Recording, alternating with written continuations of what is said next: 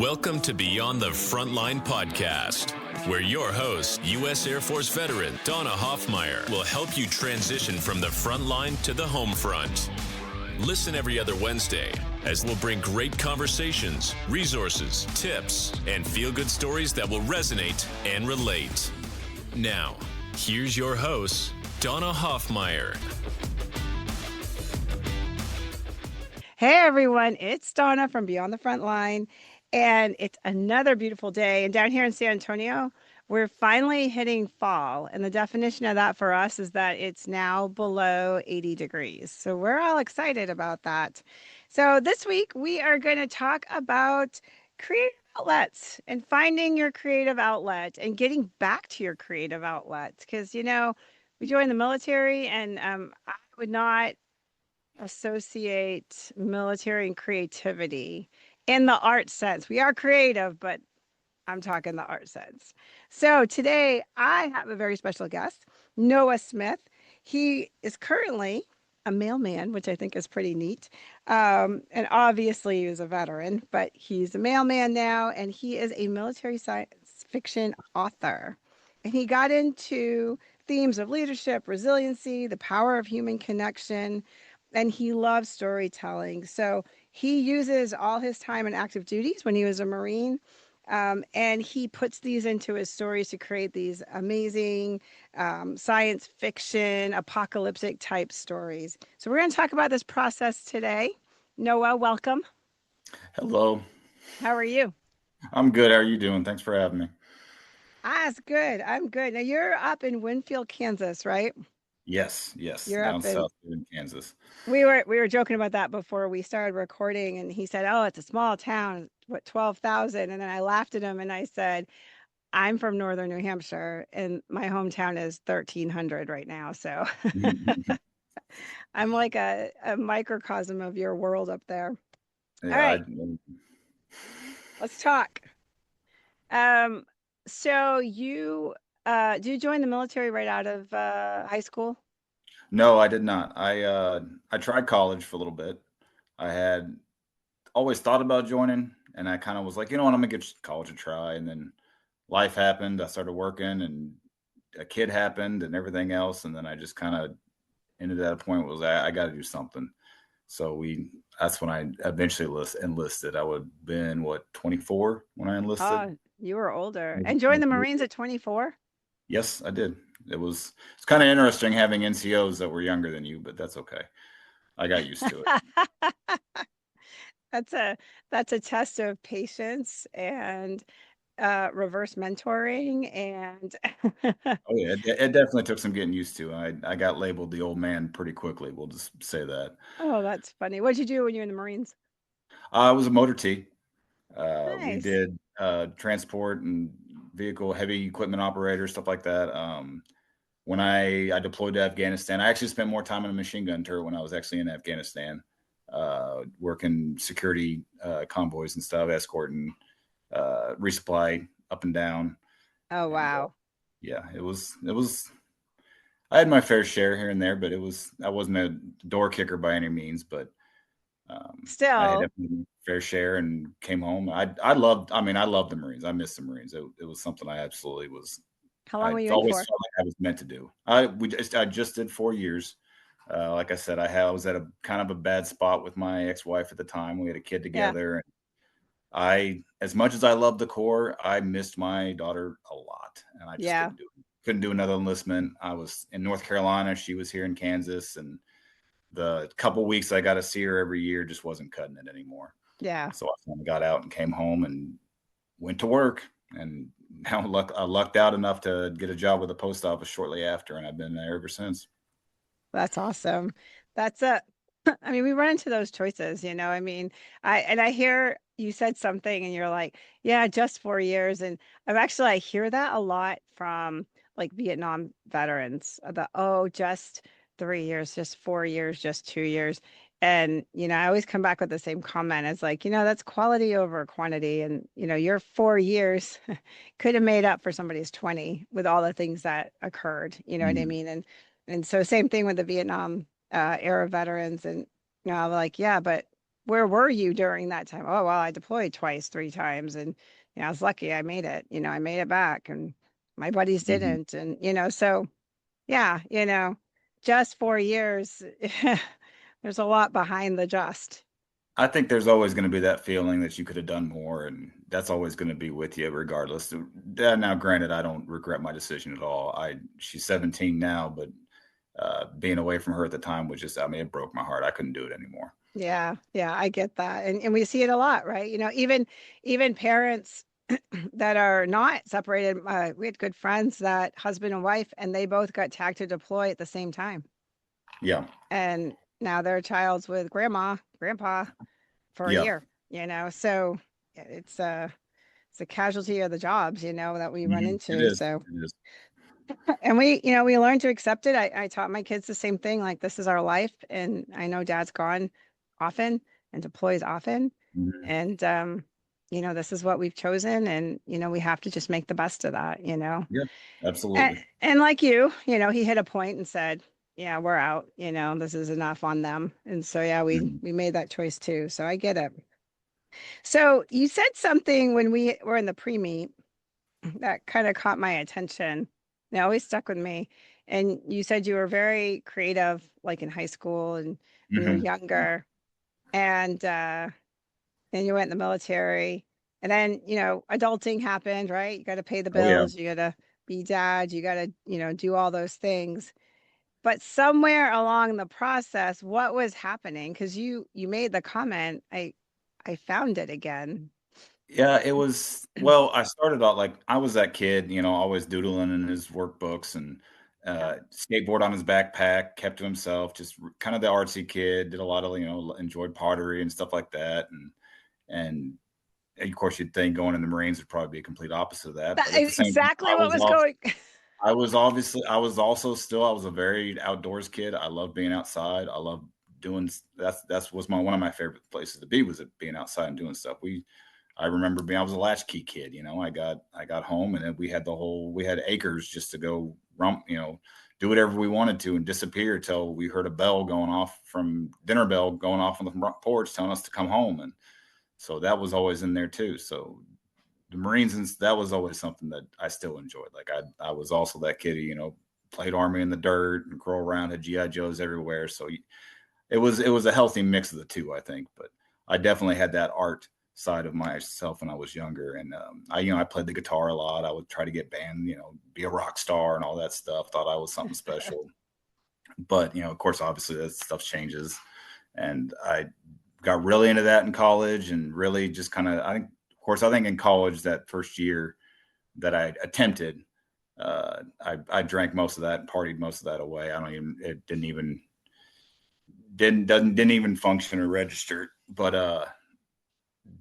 getting that's when kind of I think I started the process of stepping away from my art side of it, just because, Yeah. like you said, life happened. I was working all the time. Had girlfriends and eventually settled down. Got married my first time. We had our kid and everything happened, and life happened there. But I still always Right. kind of had it.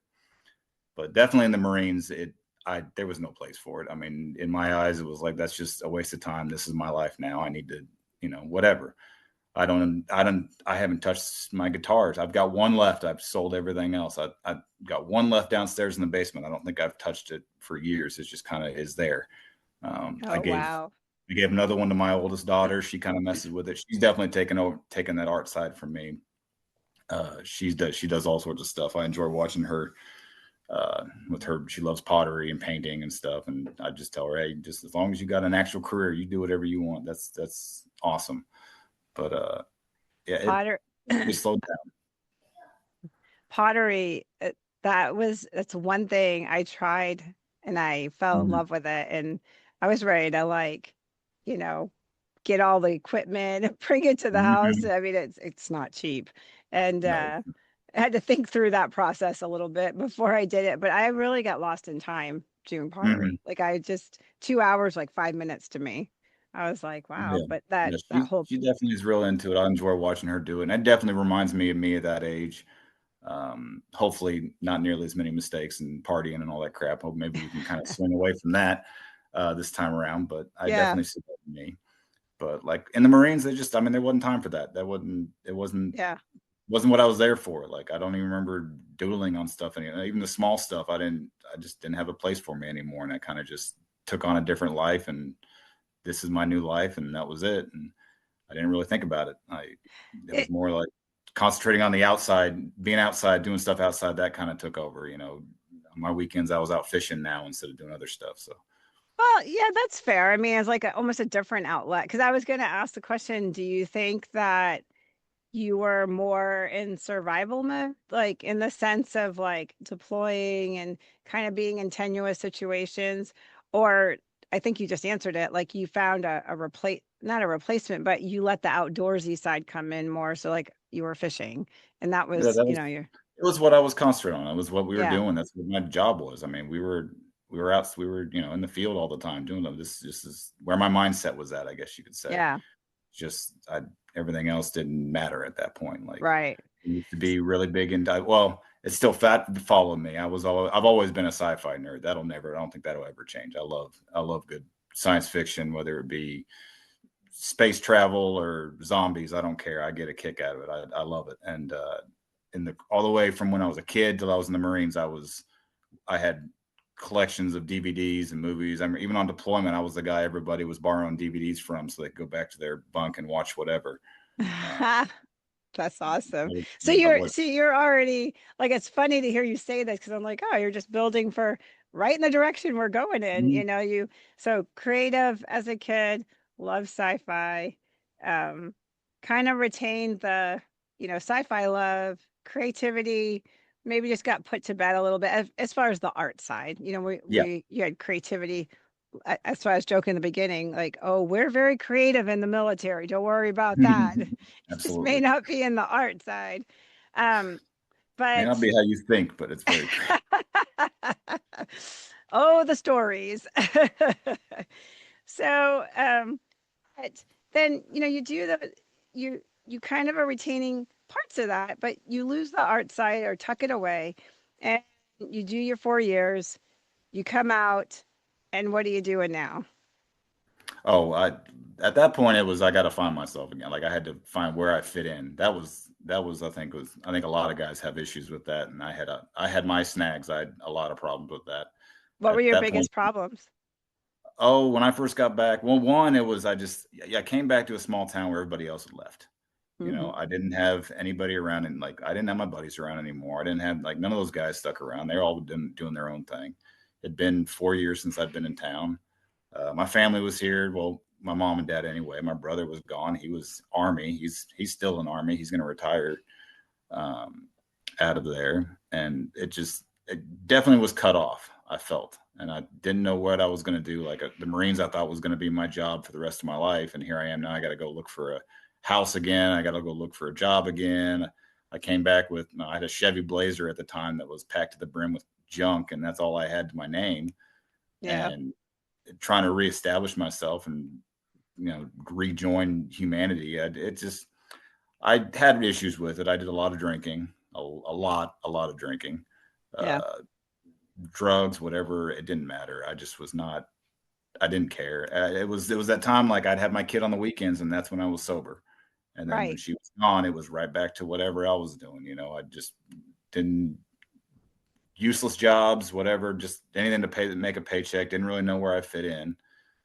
Um, Does your town, I'm assuming, is a small population of veterans too? I mean, it's not like a high, you no. know, so you're, Well, in Kansas, this area, I mean, yeah, we have quite a bit of do veterans. I you? would say there's a good amount of them, and I did have some support. I don't know. I went from one other thing I noticed a lot when I got back is my want or need to even be social just kind of went Yeah, away. Like, I didn't care. I had a couple buddies that I'd met along the way that were vets that, thank God, they stuck around. I also had a couple buddies that were veterans that were having the same problems I was. That I had people telling me, hey, guys don't need to be hanging out with each other right now. Like, and thank God I listened, because one of them's in jail now, the other one's dead. So yeah, there were some choices there that I'm glad I stuck to, but it wasn't the best time. It got better over time. I figured stuff out, got a stable job, went back, kind of milked the GI Bill for a little while. Yeah. I'm trying to figure out where I wanted to fit in. What, And how long do you think you felt like you were back on some level of stable ground? honestly, I think meeting my wife now, meeting her helped me out a lot. She was definitely had her feet on the ground a lot more, and we connected basically because we were at the point like I was almost 30 at the time. She was too. We both still wanted family life. We both had the same goals, and that kind of drew us together, and we made it work. And I'm not saying obviously love and everything came in eventually, but or not eventually, but it was in the picture. But Yeah. we had the same goals. We had the same connections. We wanted to do this, and she worked together and she helped me out and kind of gave me an someone to look to that wasn't a veteran, didn't have all this stuff. Was like, I mean, she's was just a sweet person. That's just I Yeah. lucked out. So I mean, she kind of just I had someone kind of an example, like, okay, well, this is how you're supposed to act. This is who I need to be Mimic. like now and Yeah. try to get myself together. And she pushed me to go further into school, got me to take my bachelor's. She was on me hardcore to that, and kind of kept me out of trouble a little bit. I'm Yeah. just saying I didn't have some slip ups here and there, which I did, but she kept me out of trouble. And I don't go into like the art side of it. I don't even think I really would have gotten back into any of this stuff if I hadn't had that kind of centered feeling that I got from when we got together and we started building our life here. Nice. Yeah, I'm always intrigued by the turning points, in Mhm. people's lives. Like everybody has these turning points that it's like, aha, like, oh, wait. And even though you're struggling, this is something that I really want the audience to kind of take in and understand. Like when you see people struggling, it doesn't mean that they don't have goals and aspirations. It just means that there's just so much noise in there that they haven't figured out how to quiet it or how to get out of it, or they don't have the tools to shut it down at that time. And somebody like your wife walks in the door, and not a veteran, not military, not Mhm. anything, just a good person, and sees you who you are, not the bad choices you're making, but somebody that also has goals and aspirations, but is just struggling to figure out how to move forward, and just by being present Mhm. and giving you space and letting you be and showing by example, you're like, okay, yeah, we can do this. And it was enough for you to take those steps to turn around, which Absolutely. is big, you know? It's I mean, it took time, and it wasn't like it was, it was just kind of like like I said, we had our goals and we had it figured out. And in my head, I was like, okay, well, if I do this and this, and we can do this and this, and went step by step, and having that example, I mean, that helped me out. I'm not And saying support. Yeah. yep, Like, support's a big one. Like I said, I wasn't really feeling it. Like my family, they were there. They weren't crazy supportive about stuff. I just yeah. kind of had my own stuff. I was secluded on my own, and I just happened to luck out with I mean, literally a blind date from my old lady neighbor at the time, who was this sweet old lady who I caught outside one time when raking leaves, and she set me up on a date saying, "Oh, you got to meet the blah blah blah," and she's blah blah blah and single and blah blah, blah. And okay, sure. And that was what nine. Actually, that would have been 10 years ago. We've been married almost 9 years now. Oh, wow. But So. that's like, it's such a, like, I've had people say to me, like, oh my gosh, like, I don't know what to do. They're not responding. I suggest this, I suggest that. It's like, okay, because they're not there yet, Mhm. I don't know what to do. And, I'm like, nothing, just be present. Yeah. And a lot of people struggle with what that means. Like, I've seen this over and over and over again, just be present. And you're just that, it's literally what your story is, that example. Like she was present, she was Mhm. encouraging you and she was offering support, but she wasn't in your mud. And I have this whole analogy that we get in the mud, we all get into our own mud, and people throw ropes at us, right? And it's up to Mhm. us to grab the rope and pull ourselves out, right? Nobody should be jumping in the mud with us. Then we're all No. stuck in the mud. That's just Exactly. silly, right? Exactly. So that's what I mean is like being present means you're throwing ropes and you're like, hey, you got this. That's all right. Don't worry if you missed that one. Let's go. Like you're not going to Mhm. stop. You got to do this. And we're here and we're rooting you on. and we're going to be that good example for you, and you got this kind of thing. And you don't have to be, oh, I've had people say, oh, well, I'm not a veteran, so, I don't really understand, or they probably don't trust me. No, none of that's true. You don't No. have to be a veteran to help a veteran. Just be a positive person and be present and and listen, and invite. Like that one is always I find interesting. People like, well, I've invited them 3 times and they never showed. I'm like, invite them 4, invite them 5, invite them 25. And they Go just over look and at pick me. them up. Yeah, because what you're being the example again. And you're saying, you're important. We want you part of our community. When you're ready, we're here. You know. Absolutely. So giddy up, let's go. It takes 2 sides. Like I see this, and I'm like, it really is not grandstanding. You don't have to do amazing things and buy him a house or something like none of that. You just have to be present. That's I it. think another part of it too, if you're going to look at yourself too, if you actually do want to climb out of that mud too, which I'm not saying I'm out of it by any means. Like there's days where I'm not doing great, and there's days, hey, luckily my kids I've got 3 beautiful girls now, and they keep me busy, so that keeps my mind out of a lot of things. But there's always going to be issues, and for me especially, I've told my wife, and I think also acknowledging where you've got problems at too has a big part of it as well. Like figuring that out, trying to discover, hey, okay, well, this is where I'm screwing up at. This is where I need to improve. My biggest issue was always my temper. I've always had a crazy, just bad, like snap decision, short fuse, and I hated it. I still hate it. I don't like doing Yeah. it. I've had times where I've blown up on my wife, and I'm mad at myself immediately after. I'm not saying I've never, physically or any of that matter, but I get mad. No, I get, just I turned into that guy who wanted to go punch a wall or something, and I got DV. I just got tired of it. And I couldn't do it anymore. yeah. And I mean, luckily, she was open-minded enough, and she understood this, and I would communicate that with her as much as I could. Like, I don't want to be pissed off anymore. I'm tired of being pissed off. And of course, obviously, you go to the VA for help, and they're just going to pile meds upon meds and tell you, okay, we'll come back and try this one out, and here's another one to try out. This will help out with the side effects for that one, and this will make it so those side effects feel great.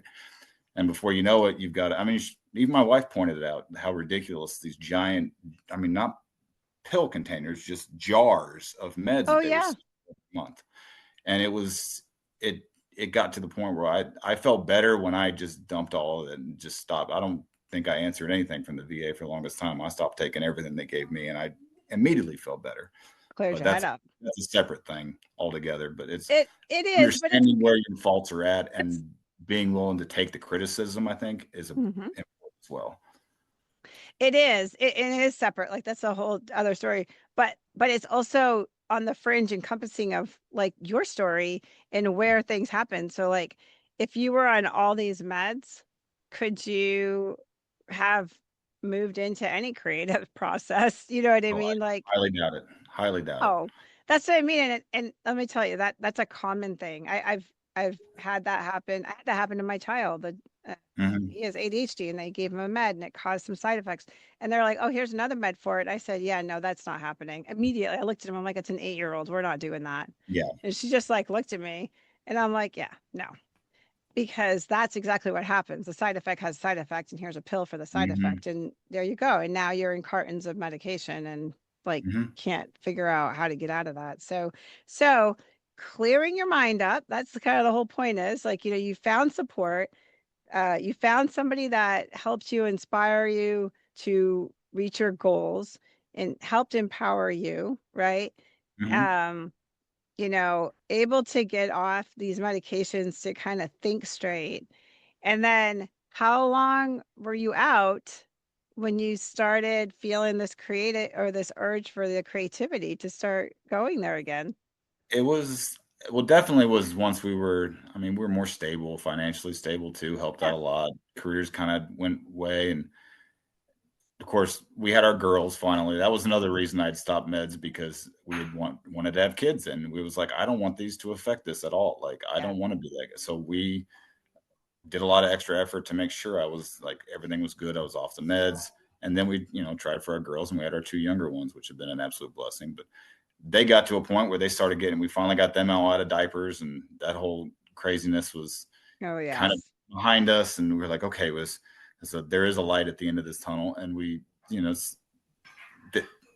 like I said, being financially stable helped out a lot, where I could actually try to experiment with it. And, writing really wasn't my initial go-to. Like, I wouldn't have thought, even 3-4 years ago, I wouldn't have thought this is where I would have gone with it. It kind of just happened. It also falls back into when I was having issues with anger as well too, because I was having those outbursts at work. And I got to a point where I was like, I got to find some other way, or I'm gonna lose my job, because I'm fighting with my boss all the time. And it was always something stupid or petty that Yeah. 20 minutes later, I would have been like, well, that was dumb. I shouldn't even have done that, but whatever. And then, so I started doing audiobooks at work. And that, I've still to this day tell my wife, like we talk about all the time, that saved my job. Me being able to just plug an earbud in, zone out, whatever, concentrate on work, because I didn't have to interact, socially interact as much as, a clerk or something like that. I'm a mailman. I sort my mail in the morning. Beginning of the day, I come in, I sort mail, I pop in a book, and I would just listen. And that's all. That filled that void for a little while. That helped me out a lot. And it carried over to at home. And then next thing I know, I'm picking up paperbacks again. And I started, like, okay, well, what else I got? And then I told my wife, I think 2-3 years ago, I think I first told her, I said, I think I want to try and do this. Like, I've got so many, I love this stuff. Like, I've got a list of franchises that I grew up as a kid that they've screwed up so much over the last few years that it just disappoints me. And I was like, these guys are horrible. Everything out there is just garbage. Like, I stopped watching movies. I stopped watching TV. Even, like, granted, there's not, there's still going to be issues with books and stuff too, but there's a much more wide variety to choose from, to where you don't have to worry about it as much. And I just fell in that whole facet, and went from there. And I loved every minute of it. And so That's when I told my awesome. wife I wanted to give it a shot, I think she just kind of was like, yeah, okay, well, whatever, do whatever you want to do. And it just kept going from there. Next thing, I'm asking, hey, I'm going to order a new laptop, or I need to do this because I want to try this out. And it just kept going from there. And then when I walking upstairs and saying, oh, I've got, 130,000 words ready to go. And she's like, really? I'm like, yeah, I think I'm ready to go. And then I got to a point, obviously, where I didn't know what I was doing. I had to reach out and get help. The whole process, I've like I said, I'm still learning it. I don't know half the stuff. I don't know what I'm It doing. is I'm a trying to, process. Yeah. but I found I really, really enjoyed it, and I enjoyed doing the cover art. And that's when I started picking up pens and markers again, and whatever, and started doing the drawing again. And I You started did your own messing. cover? I did. Well, my first cover, I did the initial drawing of it, and then I handed it off to a graphic artist to Okay. take that, and then Clean it up. did what I didn't know how to do yet. And from what I learned, and they were amazing. The people I reached out to and learned from, they taught me, they walked me through the process, and they showed me how to do stuff. Even with Photoshop, I pulled that open and started learning what to do with that, and how to manipulate my covers. And then I started drawing more and coming up with more ideas. And that part of it was just as fun. I found I enjoyed it just as much as doing the actual writing. And so mixing that in between, and it's just kind of turned into a life of its own. And now we're not even a year in. My first book was out in July, and we've already got 2 more in the works. I've got book 2 for that series, and starting a new series that I'm working on as well. And like, granted, I'm learning more and more how much I hate the editing process, but everything else. Yes, I know that stuff well. Like, wait, what's the name of your book so people know? My book is called After the Change. It's a military sci-fi. It focuses kind of on apocalyptic genre. It's always been one of my favorite genres. I love a good zombie, world-ending, whatever book. It's always been good. And I always like it more when there's a platoon of Marines in the middle of it, or Army Rangers. It always makes it so much fun. I mean, I enjoy other sci-fi too. I love a good space opera, or even lit RPGs. I pick up once in a while. Like, I bounce around, but I tend to stick with sci-fi. But it's just, I love it every bit of it. Military sci-fi is definitely the funnest. If do you use, like, your characters when you develop them, do you use like The Absolutely.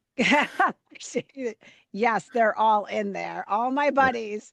It's actually I've gotten, because I had guys from my unit that reached out, and I had a little bit of back and forth between a couple of them, because I would, use so and so as a reference for a character but not them, or something like that. It was turned into a lot of oh, okay, so dude gets it in your book, but I don't, huh? I better be in the sequel. Like, it turned into a lot of that. But, and honestly, I told him, I was like, a lot of it's just because I'm not good at coming up with names for stuff. So I just pull back to my memory bank and be like, okay, well, he'll be a good name for that. And I'll even mix and match first and last names, whatever. I'm like, dude.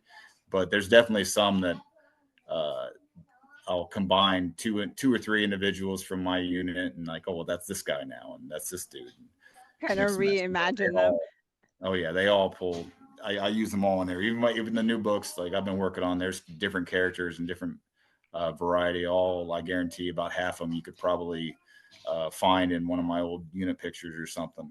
Oh my God. I was just thinking like when people write like if they write a story, they'll be like they'll put a little statement like these characters are not a reflection of, anybody in particular. And yours would be like, oh hell yeah, that's my whole battalion They right they there. absolutely are. Every one of this is exactly the A whole people I was in. platoon.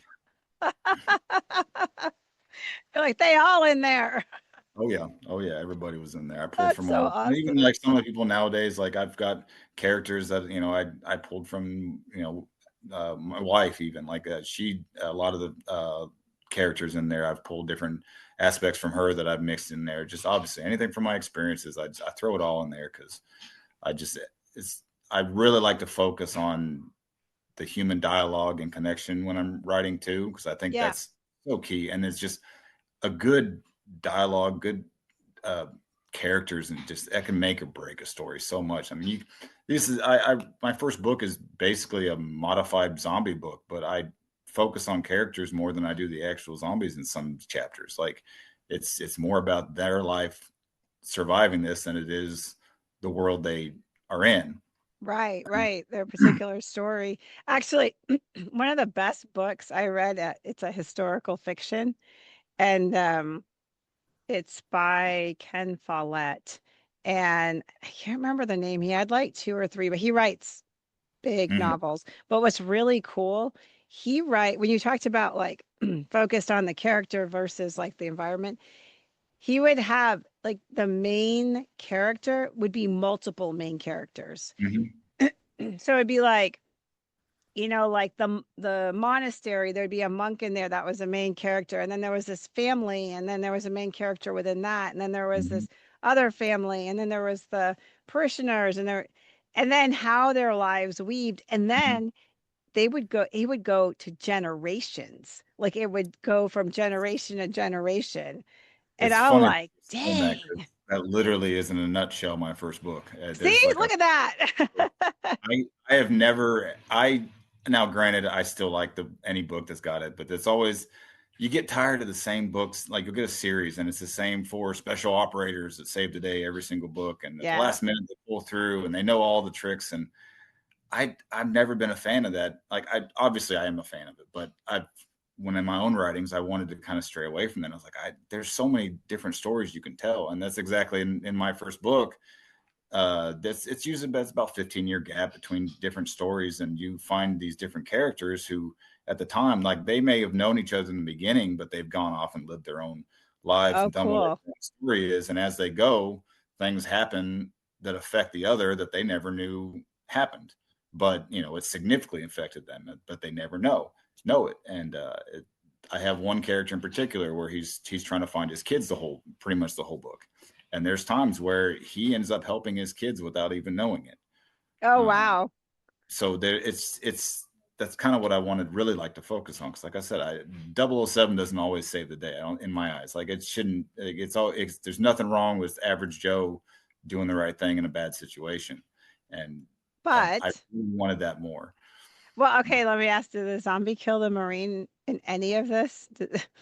Or does a Marine kill There's the there's a lot zombies? there's a lot of there's a lot of death. We'll put it this. My narrator, halfway through the book, I got an email from him, and all it was, "Damn, dude, you were really not scared of killing your characters." And as soon as he said that, I knew exactly where he was in the book. Like, no, I'm not at all. You're like, Like I'm a Marine. it's, How it's funny. Oh my very, gosh. very gruesome, very violent. I don't shy away from that stuff, but I do try to focus on the characters and the story a lot and how they intertwine with each other. So it's funny you mentioned another author that does the exact same. And even in my other series, I try to focus on that because I just having the same people do the same thing. Like they're the ones everything happens to. It's always this one guy that happens to do this and this and this every single story, and it's like, why can't it be someone else, or why can't it be someone Multiple. down the road that he bumped into at one point, or That's what I appreciated. You should get Ken Follett any book. I have to give you. I think it's the history of the. I can't remember the name of the book that I read, but I literally hands down my favorite book, and Mhm, because of that, because there was not just one person, there was multiple mhm, mhm, protagonists and multiple people that were weaving through there, and you're like, dang. And then it went through generations, which was just mhm. crazy. So, and well written. So that's pretty neat. He Eventually, I want to doesn't. take that series that way. That's my goal eventually with that series as I go. Is I've got a story arc that I want to finish. It's 3 books for certain, but I want to take it generational because I think the world I've created there's so much you can do with it. So Yeah. I've got a character who's just a small little child in book 1 and 2, and you see him just a little bit here and there. And I've already decided, like, well, book 4, we're going to focus on him. He's going to grow up, and we're going to follow him now. And Nice. See, that is just I love that stuff. Like that's that's well obviously down done. the road, but that's the idea. That's kind of where I want to go with it. I don't think that I like the idea of having a story arc and finishing that story arc, and I have no problem that being 2 or 3 books long. But there's no reason you can't stay in that world and start another story arc. Yeah, oh, absolutely. All right, so here's my question. We wind this down. So now that you're doing all this writing and creativity and in this flow, what has that done for you? Like how are you now that you've kind of found this? I could use my wife as an example in this. She's told me already how much more calm I am and how much more just relaxed I am. And she says, her in her eyes, anyways, it started when I started finding more outlets. And I mean, I've always been one of those guys who's got a million hobbies. That's just me. I've got a small little wood shop out back. I'm always doing something. And she's noticed when I started writing, it was an outlet that seemed to be working, where I was focusing on that and I was kind of just ignoring all the background noise more. And I mean, that's what I do now. I come home, I got my girls, and they keep me more than occupied. But in between that, instead of scrolling through my phone, finding whatever's going to piss me off next, or Right. doing something else crazy, I sit down at a computer and I make up stories about imaginary people fighting zombies. I mean, it works, and Yeah. I think they're good stories. I enjoy telling them. Like I said, I've been so disappointed with what's come out of Hollywood and everything else because that was my jam. I loved sci-fi movies growing up. Like I loved it. That was the one connection I had with my dad was he got me started on Star Trek and Star Wars and the Alien franchise and all those old. He got me started on that, and I loved it. And then watching all of that just seemed like it all kind of just went down the toilet over the last 10 years, and now they're just full of reboots and remakes of crap and making it worse Right. every single time. Where I'm just, I can make a better world than that. I can make a better story than that. And of course, right now, even if I sell 10 books or a million books, I'm going to give it a shot and I'm having fun doing it. So, You got good reviews. Actually, I asked you before the we started was um those reviews were those, your besties and you're like, half I know and half I don't. And honestly, from somebody that's been in the business, that's really good. You're it hitting your was, next target audience. So you're getting pushed out there past the friends and family. Yay, mhm. you know. I've had good feedback. I have, occasionally I got reached. I've even got a lady in Australia that bought my book, and she reached out to me and she loved it and was going, that blew my mind. I was like, oh, cool. There's somebody in Australia who knows who I am. And it's great. I've enjoyed it very much, and obviously, well, not obviously, but I think I'm doing a good job. Everybody seems to be enjoying it, and looking at everyone who's read it so far. All I've heard is they're looking forward for book 2, and so That's awesome. That's gonna be a Christmas gift from my son. He loves this stuff. oh That's yeah, like, yep, I'm gonna get the book and that'll be one of his little Christmas gifts. I'm hoping I'm hoping book 2 will be ready I had to put it on hold because I pulled another project out. I had someone, I won't jinx it, but I had someone who was kind of interested in one of my other projects. And so Yeah. I pulled that foremost to the front, and I've been working on that again. I kind of put book 2 on hold, but they're both in the editing process right now. So I'm hoping book 2 will be out. I can get back on that and get it out by the end of December and mid-December into December, hopefully before Christmas. And then Exciting. the other book, we'll see what happens with that. Even if what I have going on doesn't pan out, I'll still have it ready to go and push it out myself, hopefully soon after. So So what's it's the name of the second book so people can be on the lookout? Is there a final we name on it? it's after the change book 2. It'll be called Nightfall. Um, Nightfall. I just finished the cover and I'm really happy with it. I'm getting ready to send. Hopefully, I get this last batch of editing done and I can send everything to my formatter and get it started. She's amazing. I'm sure she'll turn it around in a heartbeat. Awesome. So hopefully we can get it put up, and then I've already got my narrator. He's on board again. He really enjoyed the first book and he's excited to do the second one. So I've got him Awesome. he's definitely signed on. He wants to do at least the main story arc with the first 3 books, and we'll go from there. It's been a great ride so far, and I'm having fun at seeing where it goes. I can see your smile and your eyes light up. Just as soon as you started talking about the book, your whole face just kind of like lit up. And yeah, I mean, what would be final words that you would want to give to the audience that, on the creative process and finding it? I take the old saying of adapt and overcome is something I really focus on in book 2 or book 1. I talk about it a lot. Obviously, in that kind of world, that motto really, is key. But I've kind of just overall like it. I wasn't planning on being a writer. I wasn't planning on doing this kind of stuff, but I fell into it and I adapted to it. And I wouldn't say I've overcome my issues, but I'm on the way. I'm working on it, and so I think that will probably be my mantra in life, I guess you could say. That I'm going to try and push in all my books is just the idea of adapt and overcome. That's nice. That's good. I love it. All right, Noah. Well, we're definitely gonna be on the lookout. I said my son's got a Christmas gift coming. Don't tell him, please. And it was a pleasure talking to you. I mean, honestly, this was really good, and I love bringing these real life stories to people about things that help, that work. It's all not there's not one thing, and there's no one fit for anybody, but there's a lot of things that people can explore, and hopefully, people hearing this will inspire them to go. Maybe I'll go put words on paper, or maybe I'll go throw some Anything you pottery. can do, but if you don't want to actually publish or do any of that, don't just write something down. Do it, even just a journal or something. You want to just cuss somebody out for an entire page, get her done. I mean, why not? Yeah. Uh, Anything. I mean, it couldn't do anything else but help. I mean, Yeah.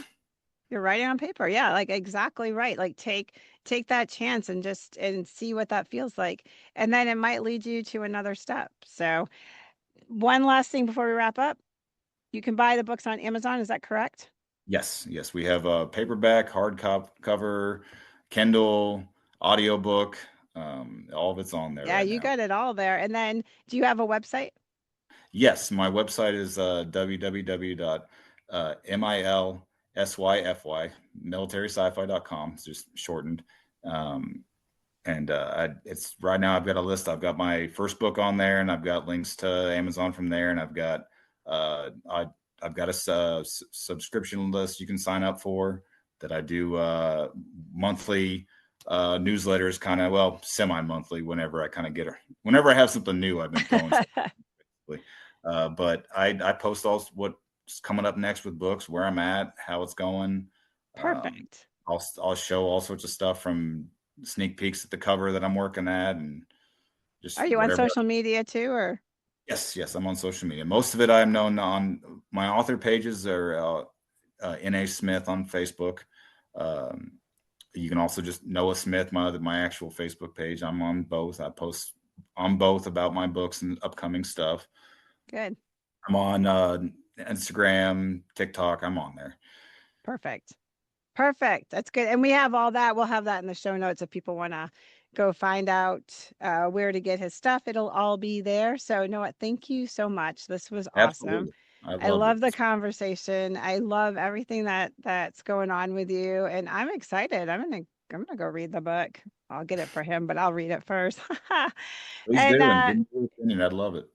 absolutely. So, all right, everybody. So, I think that's kind of like the whole point here is that take a chance, right? Get out there, try something. No matter what kind of hobby, you never know what you're going to find. I mean, Noah's case, he put words on paper and found out he loved doing it, and he's trying to learn more and more of that creative process. So, everything in growth is sometimes painful, and it's never going to be perfect, and you're going to get frustrated. But I can assure you, you're going to gain skills and you're going to learn. And on the other side of it, you're going to be so much happier with what you've learned. So that's it for this week. And from all of us here at Beyond the Front Line and our parent podcast, Coming Home Well, we hope you like what we're doing. And we want you to share, love, smash the button. Give us feedback. If you like the episodes, tell us about it. If you want to hear something specific, let us know. We have people always asking to come on the podcast, and we're always trying to bring really valuable resources to everybody. So for this week, we hope you have a wonderful, wonderful day. And yeah, that be about it. Peace out. Thanks for listening to Beyond the Front Line, a podcast of Coming Home Well. Join us every other Wednesday. And if you enjoyed this episode, please share it with others, post about it on social media, or leave a rating and review. Thanks again. And until all are home and all are well.